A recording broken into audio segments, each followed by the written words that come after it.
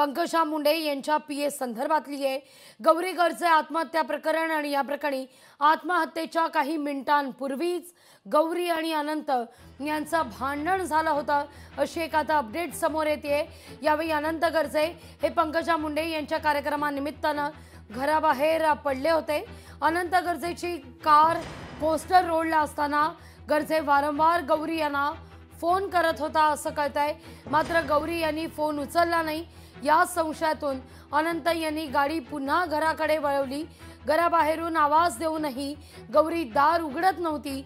आतून कुठलीही प्रतिक्रिया मिळत नव्हती आणि त्यानंतर अनंत गर्जे यानं खिडकीतून डोकावलं असता पत्नीनं गळफास घेतल्याचं पाहिलेलं आहे।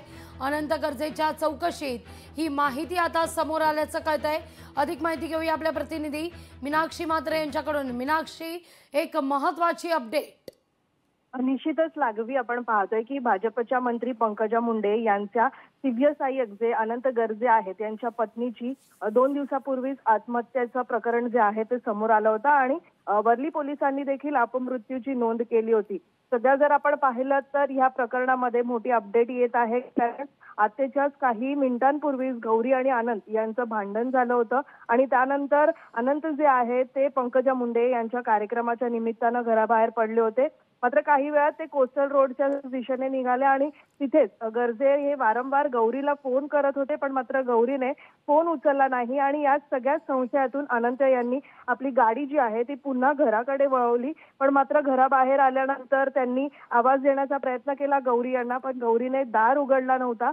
मात्र आतून कोणतीही प्रतिक्रिया जी आहे ती देखील मिळत नव्हती आणि त्यामुळे अनंत यांनी खिडकीतून डोकावण्याचा प्रयत्न केला। त्यावेळी पत्नीने गळफास घेतल्याचं त्याने पाहिलं। मात्र या सगळ्या चौकशीतून आपण पाहतोय की वर्ली पोलिसांच्या हद्दीमध्ये हे संपूर्ण प्रकरण येते आणि अनंत गर्जे यांची चौकशी सध्या सुरू आहे।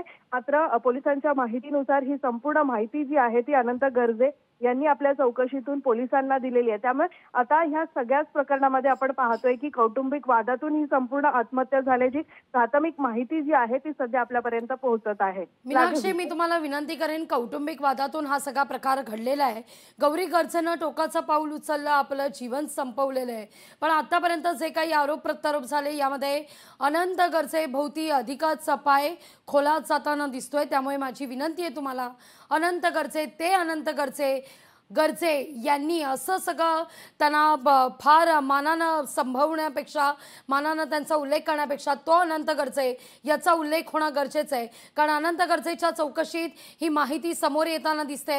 अनंत गर्जेचा पाय अधिक खोलात जाताना दिसतोय।